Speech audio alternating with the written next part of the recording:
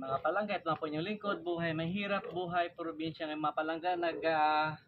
Laga na po tayo ng pagkain ng ating mga alagang baboy, mga palangga. So habang nagalaga po tayo, dahil malakas po ang apoy, sayang naman po mga palangga, mag-iihaw po tayo ng lampirong mga palangga. So mga palangga, oh.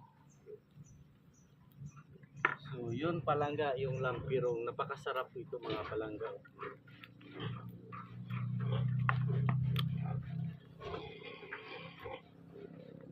So ako lang po ito ka ng mga palangga, hindi pa ako nakasama dahil busy po ang inyong lingkod. May nilalakad po na program of works para po sa ating sitio mga palangga.